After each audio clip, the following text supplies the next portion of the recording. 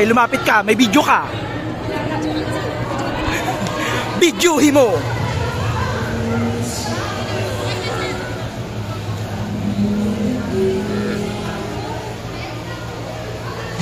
Ibigay ko sana yung Ken.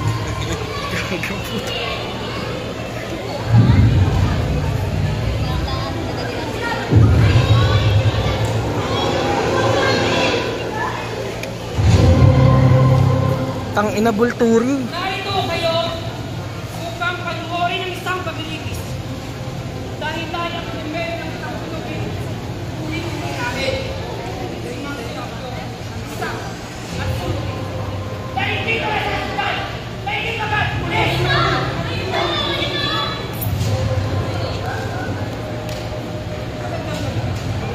Sige mo! Ako ang magsasalita ng kami nagsasalita!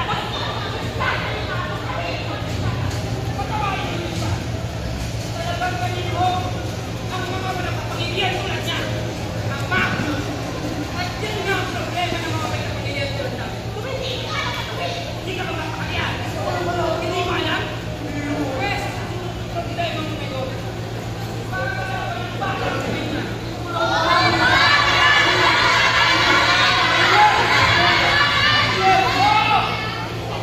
Yan ang sabihin niya. Sapagkat ang pag-aaruga ng bata ang panunuksong bumasta.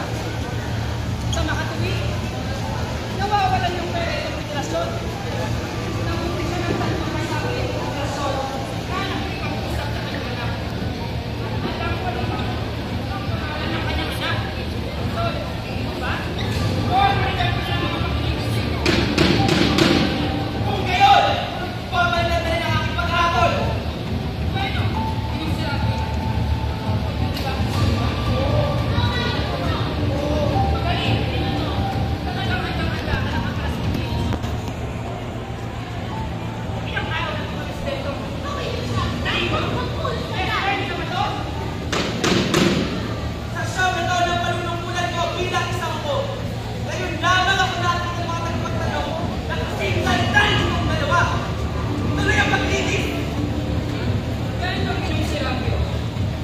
Sabihin mo sa akin ang pangalan mo. Serapio? Serapio? Serapio ano? Sarap lang. Ah, Serapio lang. Okupasyon? Okupasyon. Wala. Hello. Wala kang pasyon? Wala kang okupasyon? Wala. Hindi ba ito sa kapulubi? Okupasyon mo yun, ha? Klasifikasyon. Kailangan Klasifikasyon! Ano ang klasifikasyon mo bilang isang pulubi? Para kao, ay mo. Kakunwari ko, karaniwan. O ba yung naglalay ka? Ang sangko ng bata? O baka Ang pili ginawa ng bata? Yan ang hindi nagmamakawa. O baka naman, tumututok ka ng kita. O nagpa, baka naman mayroon ka ng bata ng daya. O baka naman nagpapakakumakas ka. Kasama ng saya. O kaya naman, nagkanta. Nang matay na aliwag, bigyan na ng bata. Yan ang uring aliwan. Paano nang magtutuloy ka? Ikaw ay pinag-isa-isang halaka. O baka hindi isang kalso. Isang kalso sa delikado. Kakunwari pinig. Sila. Himlayan, deep-deep. Matay-magaya man. Ikaw naman ay yaman. Wala. Kakunwari. Walang guni-guni ang mga nasa ulit-ulit. Mga tuloy ng pinig. Sila. Himlayan. Talagang ganyan ang buhay ng mga nasa ulit-ulit. Ang uring karaniwan. May kasama din si Rapio. Nagmamakaawa o aliwan. Kakunwari o karaniwan. Ginuno ko. Ano ang gagawin namin ngayon? Patipahin ninyo ang pinigyan.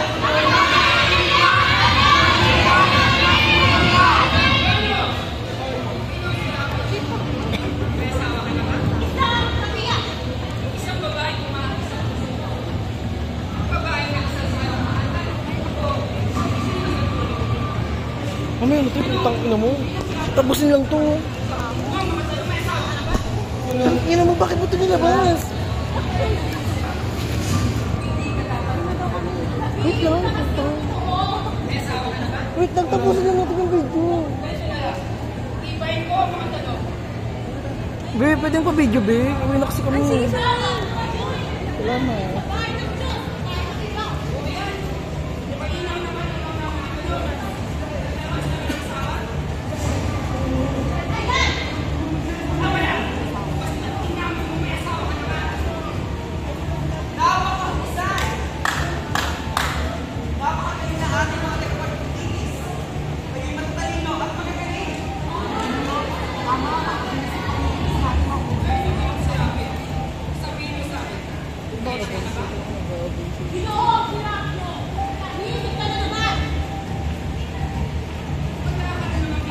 Parang gano'n yata ako naantik sa kwento ng buhay mo. Tignanin ka sa lahat. Kaya't bakit yan? Tuyo ka. Wala akong pag-alinlangan. Wala akong katak. Hoy, tinatanong ka namin. Nagkaroon ka naman na? Bakit mo ba wala ka bang utak? Isip. Di ka tiking na kagalingan. Tandaan mo kung sino ka. Kulungin. Napakatulisap. Ngayon, Sakit. tingin mo ang mga tanong magkaroon ka naman na. Ayan, dapat namin ko agad. Oo nga. Malalangin siya.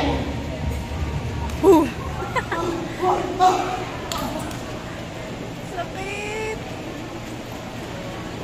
Ang pangalan ng anak mo ay Sol. Diba?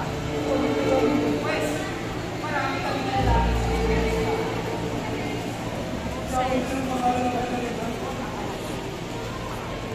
Ano naman tayo? Sol. Namatay ang kanyang inalagyan ng anak.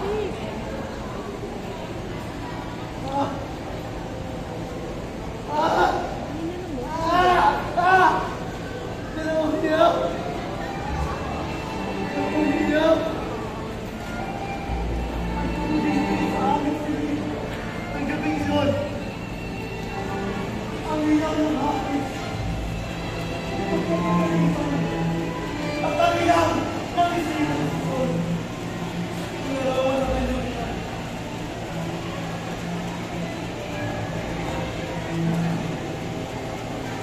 Ang kinuwang ka.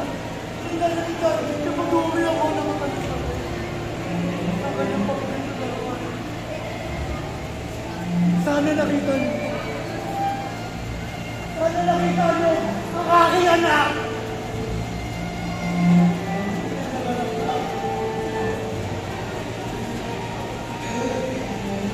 Sinulaw na.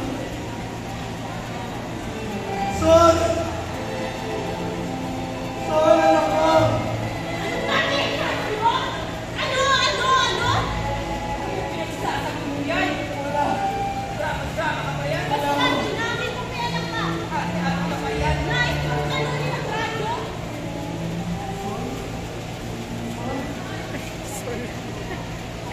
Si Jen daw. Jen. Ito ko ang instrumento ginagamit namin sa pagpapanis. Nakakalaman ito ang kombinasyon. Ubod ng pagpapanisa. Halimbawa na lamang. Sa inunoy na paa, binulang o pinipit. Hindi lamang ang punong hindi na makikinabang. Hindi ang buong generasyon. Yan ang tinatawag namin o na maiing magpapanisa. Ang pinag-usahan at ang mga nagpapanisa ay kapwa na kikinabang. Ito ho ang Handa ka na ba? Si Shane. una. Madali lang ang kanilang mga Alam nila ang parte ng matapos ang dapat gawin sa iyo. huwag ka nang matakot. Hindi ka masleta, no? Sterilize ang Sterilize.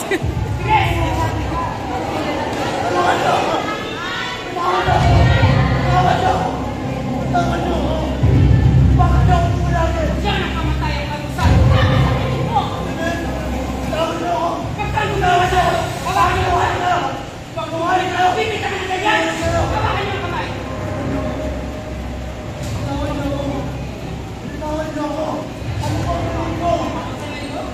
Yun lang pala eh. Hindi ko ang sinabi. Ikaw ang ikaw dyan. Ayos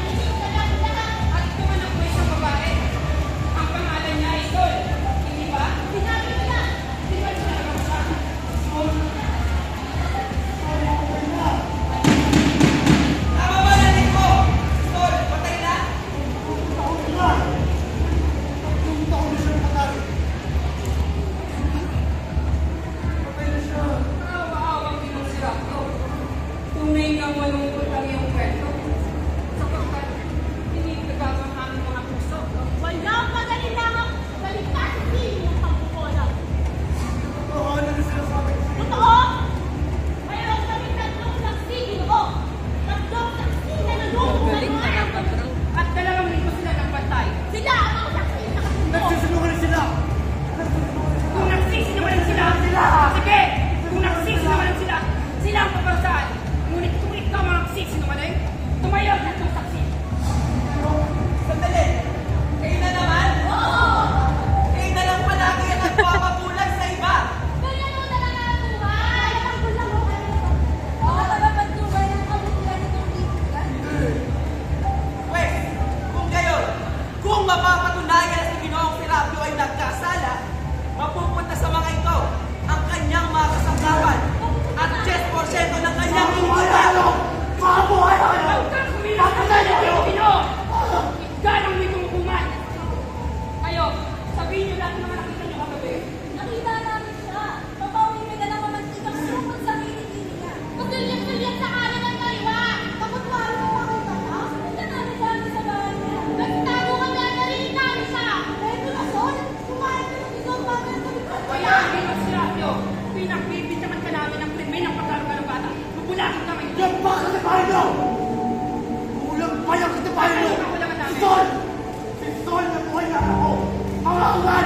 Ang mga tagal mo! Sasalita sa anak namin ng ganyan! Kami mga opisyal nito ang hukuman. Kala nyo nahuli na ako? Kala nyo? May isa pa sa kanila na nakakita ng buhay ang ako! Wala ba sa inyong nakita sa anak niya? Nakita naman namin siya may salita sa anak niya. Gagawin mo ba kami sinungaling? Gagawin mo ba kami sinungaling? Nakikita namin. Sa loob ng 2 linggo na yung kami. At kaya namin alam na alam ang mga sinasabi. Sinungaling ka! Sinungaling ka! Sa kanyang Sinungaling ka! sa loob ng 1 oras ay mga ulit-ulit namin ang narinig na nagsasabi. Hey, Corazon! Kumain ka ng isot na mayroon kami kukulang! Paano mo ito sa kanila? Lahat na kasakaman nyo! Ngunit hindi ba ninyo nakita ang anak niya? Hindi! Ha? Sinungaling! Hindi ka sinungaling! Sinungaling ka! Narinig ko! Ano mo, ha? Kung talagang buhay ang anak ko! Sige! Magpapabulog ako! Sa inyo lahat! Kami nagpadala ng Ginoo. Kanina pa. Ng dalawang kasabi nito ang federasyon sa iyong paro-paro upang magkawin ng iyong anak sa kanilang oras na pagpapito. Nakabalik na sila. Nasaan sila? O ano? Ano ang bala? Ma'am, Wala ako! mamaya na. Anong wala? Hindi ba pumunta kayo sa bahay niya? Hindi ba ninyo nakita ang anak niya? Ano ba taroon? Nagsisinungaling kayo?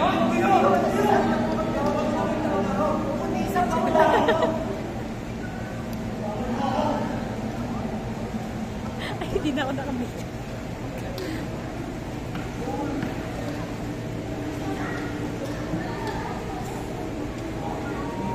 Paulo! Saan ninyo ito nakita? Sa kanyang munting baro-baro ko, sa sulong ko, na nakatago dito sa mga lumang sako ko. Lumang sako. At hindi kayo nabubusan. Nakagano! Nakakandado? Buksan ninyo ang gold! Puhunan!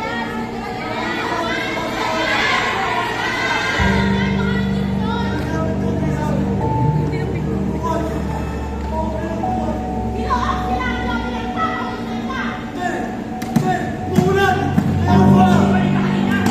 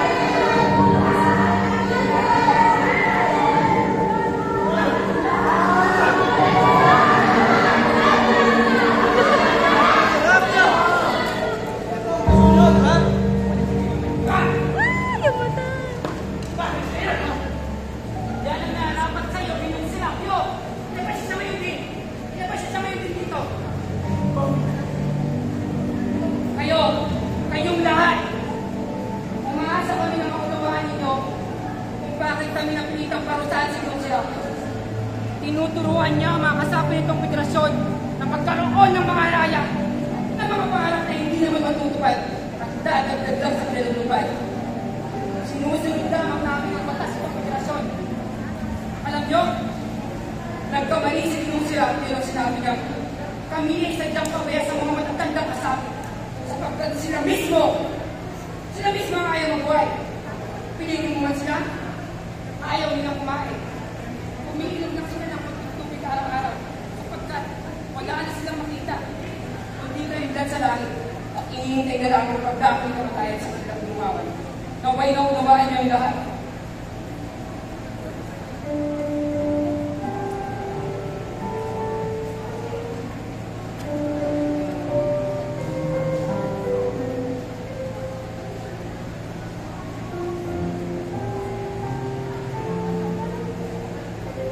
Hindi talaga kaya i-reach ng 20 minutes.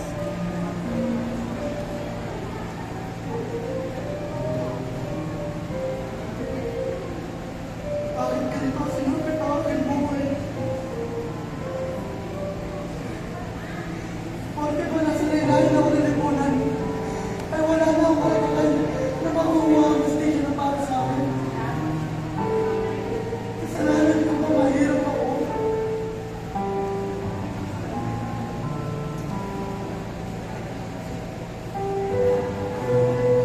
Mga buhaya kayo! Mga sakal! Kayo! Ikaw! Kayo! Nakita niyo ang ginawa niyo sa akin, di ba? Bakit hindi niyo ako pinagtanggol? Wala naman sila makakita.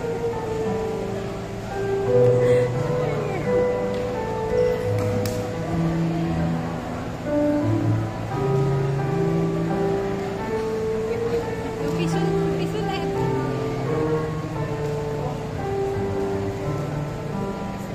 Tanggalin mata mo. Totoo gusto niyo, di ba?